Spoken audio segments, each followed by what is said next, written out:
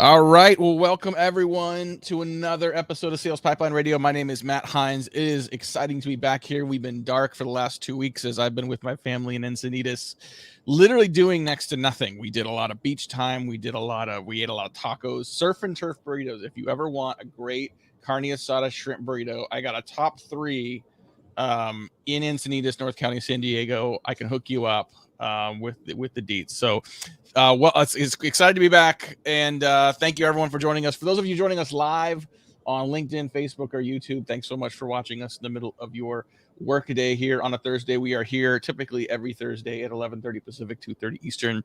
And if you're checking us out on demand, thank you very much for watching. If you're listening on demand to the podcast, thank you very much for downloading and subscribing. And I think we're close to 300 episodes of Sales Pipeline Radio now, some of which are now on video, but all of which are available on demand in audio format at salespipelineradio.com. Every week we're featuring some of the best and brightest minds in B2B sales and marketing. Today is absolutely no different. I had to look up the current title for our guest today because she continues to take on more and more responsibility. Chief Evangelist of Brand Experiences at PFL, Marne Reed. Marne, thanks so much for joining us. Matt, I'm excited to be here. Thanks for having me. So this is only like a 25 minute show, and we've got a lot we can talk about. In the past, I think we really kind of, our relationship was built on a common, not fear, but I think a healthy respect for bears. Yes. I will never forget a dinner that we were both at a conference, and we started talking about bears. We have a common interest in bacon, and I want to talk about hybrid experiences as well. But maybe just quick introduce yourself, who you are, and for maybe the 2 or 3 listeners who don't know PFL, what PFL does. Yeah, absolutely. So I'm Marne Reed. I've known Matt. We've known each other for 7 years, somewhere around there-ish. Wow. Had some really fun dinners and fun conversations over the course of the last few years. So I am the Chief Evangelist at PFL of Brand Experiences, and that's really what PFL is all about. You know, one of the things that we've created over the course of the last 7 years is just realizing that there's a pretty significant problem in digital marketing right now, which is even in the last 18 months, it's just gone out the window, out of control. And so, you know, the problem that we're solving for our customers is, while digital has been on this massive increase, the fact of the matter comes down to, like, the human attention span doesn't change. Like, it's a very sparse commodity. I know it even feels like over the last 18 months, it's even become more sparse. And so what we do at PFL is we combine the emotional power of offline marketing with the predictability of digital to deliver that really one-to-one personalized at infinite scale. And we call this the hybrid experience platform that we offer to our customers. As far as my background, I've kind of had an interesting path at career at PFL. I've been there just over 19 years, which makes me sound really old. It makes you sound loyal. I think that's probably what it makes it sound like. Yeah. I mean, it's impressive. I mean, and I know we want to talk about the hybrid experience. I mean, really, really important. I think we've learned a lot about what's working and why it's so valuable in the last year. Clearly, we're going to, as we sort of face a tenuous sort of fall schedule, I think we're still leaning into that for sure. But, I think you and I have talked in the past about sort of my respect and admiration for the PFL culture. I think, the couple conferences you guys have done in Bozeman, you've taken some people on tours of the office, and it's the things you guys do, sometimes the little things to sort of celebrate customers, to help employees be more successful. One of the things that I think you gave a tour, and someone else on the team gave a tour, and neither of you pointed out my favorite part, which was as you walk into the print shop, where you guys have these amazing, some of these like amazing, unique machines. There's a sign above the door, and it says something like, "Through these doors walk the most successful." I don't care. So these doors walk the greatest manufacturing professionals in the world. Yes. Yep. Something like that, and it wasn't even pointed out in the tour. And so that tells me, you're pointing out things you think are highlights, and there's all kinds of other stuff that you guys are just doing. And my sense in talking to you and talking to Andrew is that it's kind of like Zingerman's out in Ann Arbor. Like, you didn't intend to sort of say, "Hey, let's intentionally do all these things." You just did the things that felt like the right things to do. Yes. How do you do that organically? What do you consider, having seen it over the years? How do you do that? I think it started for me actually when I knew that I wanted to move to Montana, and Montana was not known as like this high tech, sexy place. It's like farming and ranching, and for me personally, I wanted to work in a great place to live. Like I wanted to have a career, I wanted to thrive. And at that time, there wasn't very many opportunities. And so I think when we look at people who come on board with PFL, they're very, I don't want to say like-minded because we're actually very different thinking people. But we all have a common goal, which is we love our customers. We want to serve our customers. And sometimes we'll go to that nth degree to try to figure out how to solve the problems that our customers are experiencing. And so when you look at the individuals that we bring on board, it's just a very driven group of people, and they're very passionate. They care a lot. And that is and has been what's kept me at PFL. Like that's a huge motivator for me. I don't want to work with a bunch of slackers. I don't want to work with people who are, we have a value that we couldn't figure out how to put a positive spin on it, but we don't want people to be that gossipy, backstabbing kind of workplace. Mm-hmm. And so that's something that we have consistently held to. And, I have had no problems walking up to a person and just saying, hey, like that doesn't match with our values. And let's just like focus on the important things, which is our customers.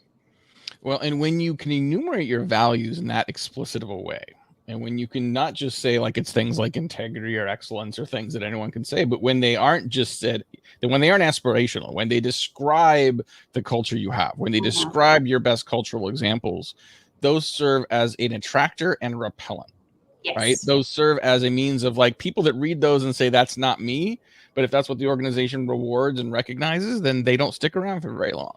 Nope. You could put those values in front of people that are applying for jobs and say, does this sound like you? And probably save yourself the time and energy of interviewing people that clearly don't believe in those. When we do the interview, that's 100% right, Matt. I mean, it's as we're actually going through our assessments, that's our interview team actually is evaluating on those values. Yeah. Super important. All right. So let's pivot a little bit to this concept of the hybrid experience. So PFL, you've been there 20 years. Company started as print for less. It was, online print shop, cheaper to print it in Bozeman than to cheaper, print it in, like New York or whatever. And has really pivoted to become really more of a it started pivoted to software, tactile experiences. And what started as direct mail and printed materials really is now this hybrid experience. And what I love about that approach is that it's not, hey, what's your tactile? What's your offline? What's your direct mail? And the most successful marketers I see today are not saying like, what's my email? What's my social? What's my direct mail? What's my prospect experience? It's not about the channels. It's about the body of work. Talk a little bit about why that's so important, whether we're still working from home or in front of our Pelotons and pianos or not. Like, why is that combined integrated experience so important? Well, I could go on and on for hours on this topic. We want a human experience. Like, I don't even want a customer experience. I want a human experience. And I think that has elevated over the course of the last several years where, if not done right, it can, the same thing that we talked about with the values, it can become a repellent. So if I have someone who is prospecting to me or marketing to me, and they don't even know my first name, I mean, first of all, that's like table stakes at this point in time. We have so much data at our fingertips to be able to know where someone is in their buyer's journey. What are they engaging with from a digital perspective? What are they consuming and how long are they consuming it? And being able to leverage that data to then be able to engage them in the human world, in the real world with these physical pieces, I think is critical now more than ever. I hate even using the phrases that are so common now, like the digital fatigue or the Zoom fatigue. Mm-hmm. People just are craving that one-to-one personal experience. And there's nothing better than being able to, like, I shop at Amazon. I'm probably like, it's ridiculous how much money I spend with them. I still love to open the boxes. Like it comes to my porch, I open it up, it's engaging, and I already know what's in there.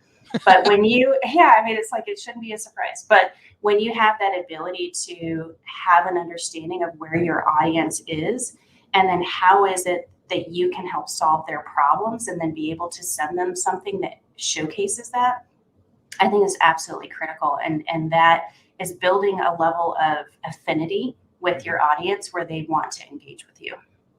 Yep, I totally agree. Talking today on Sales Pipeline Radio with Marne Reed, a 20-year PFL veteran who is currently the chief evangelist and brand experiences. And yeah, I think you're right. I mean, there's a combination of sort of that hyper personalization and that personalized experience you can provide for someone, but also there's power in that integrated diversity of channels. Like if you send 6 emails to someone, like what do they say in MBA school? You got to have like 7 impressions with someone before they start to pay attention. But there's an acceleration of that awareness if you diversify the channels. I continue to see study after study that says you send 7 emails versus a couple emails, a couple social posts, something in the mail with a consistent approach and message, you're going to accelerate the path towards awareness, interest, and response with that diversified hybrid experience. Yes.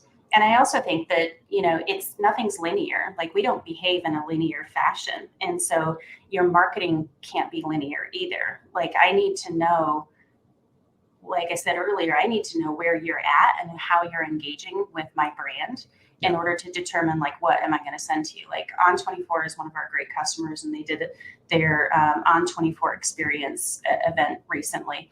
Even being able to have tie together that virtual experience with being able to send them like a pre-event kit but segmenting their audience too. Like they had their target accounts that they created a more of a VIP package for.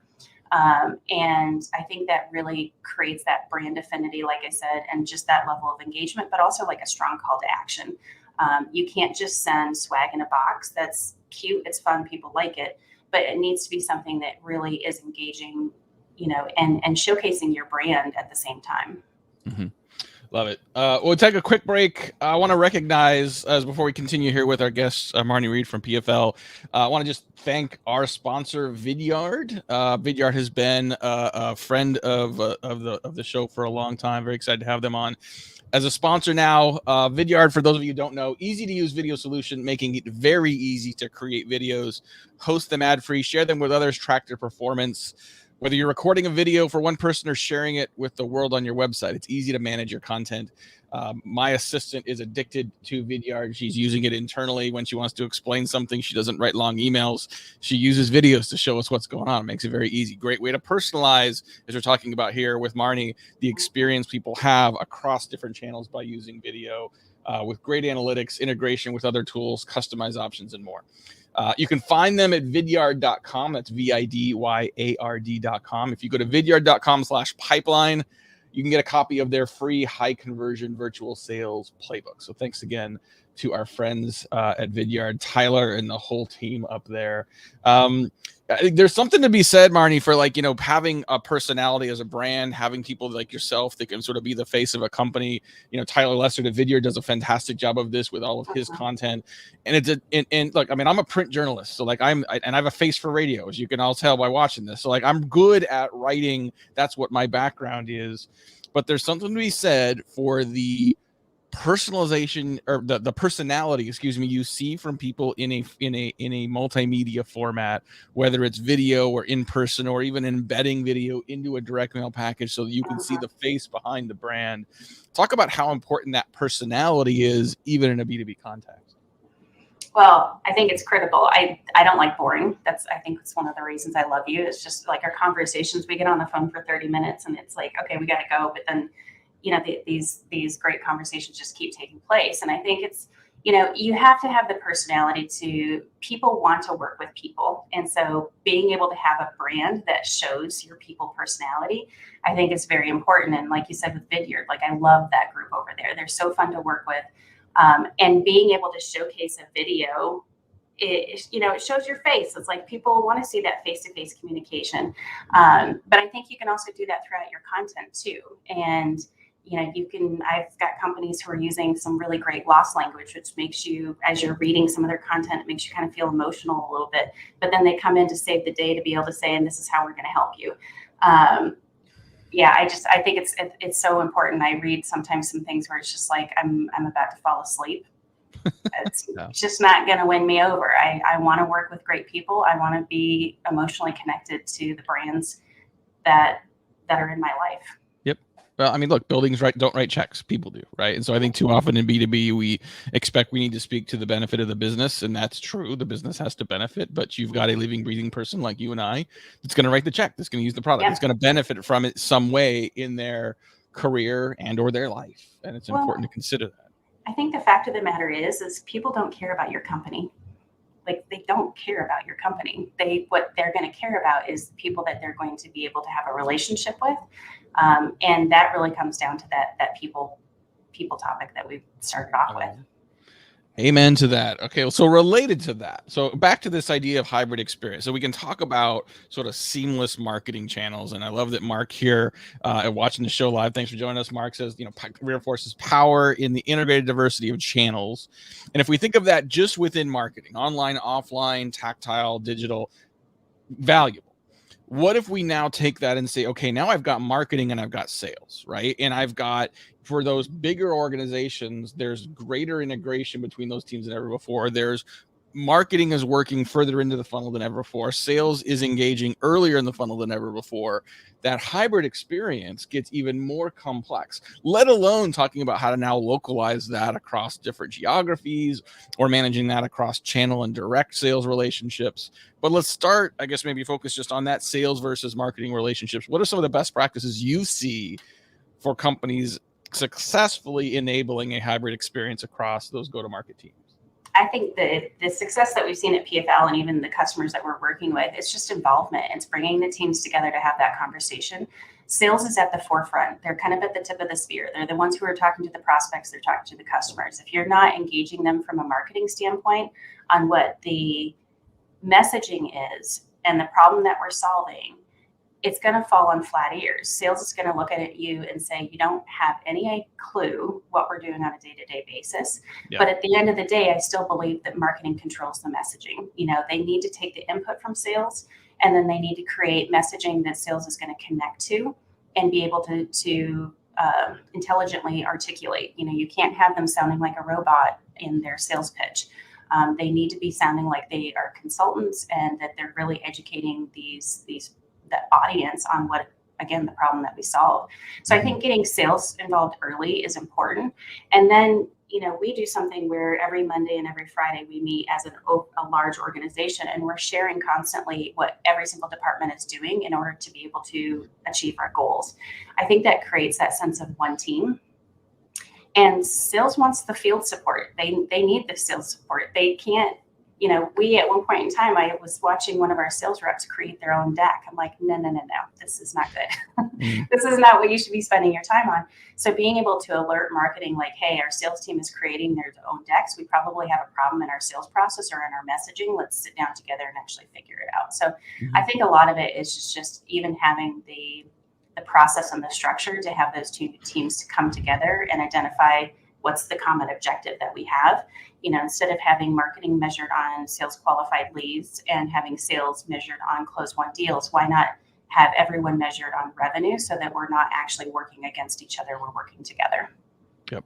Just a couple more minutes here with our guest, Marne Reed from PFL today on Sales Pipeline Radio. And, let's talk about that brand experience and talk about that measurement component of it, right? Because I think a lot of B2B marketers say, I got to drive pipeline, I got to generate new leads, I get measured based on pipeline contribution. Brand is arts and crafts. Brand is something that you measure by what? Share of voice, share of market, like share of audience and how many times you're mentioned in the press. I'm being a little facetious, but I think it's still a challenge for a lot of companies to justify and to balance the brand investment versus straight demand. And yet I think for those of us who've been doing this for too long, the investment in brand greases the wheels of predictable, scalable pipeline development. Talk a little bit about what you're seeing, at PFL, but also with the companies you're talking to about that impact of brand.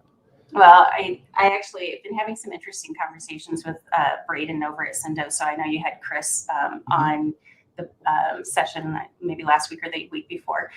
And one of the reasons that we started having a conversation together is what we were hearing from our audience is, well, what's the difference between PFL and Sendoso? And it's like, okay, so we have we've potentially confused the marketplace if they can't differentiate why our two companies are different from each other. And so that started conversations internally, but also externally to actually go out and talk to our customers and say, what do you think PFL is? And what we got back from them was not actually what was in our core messaging and wasn't in our brand. And so that really it challenged us to say, okay, we have confused people and we need to take a look at everything that we're doing and rebrand so that people are not confused with the value that we bring to the marketplace. And I think we get too hung up on the name of our company. We get too hung up on the color of our logos. It's really important for us to be able to ask our audience, do you understand what it is that we do? And if that is not the case, then you've got a problem. Yep. Love it. Well, we're about out of time. I want to thank our guest today, Marne Reed, the chief evangelist for brand experiences. I'm going to get it right one of these times. And just thank you for your time. And I'm serious. Like you don't meet bad people at PFL. Such a great company, a great culture, attracts and retains some just good people, but also good people doing great work and doing it the right way. So I continue to sort of be impressed with your team and your company, and shout out to you and Andrew for really sort of being the foundation of that.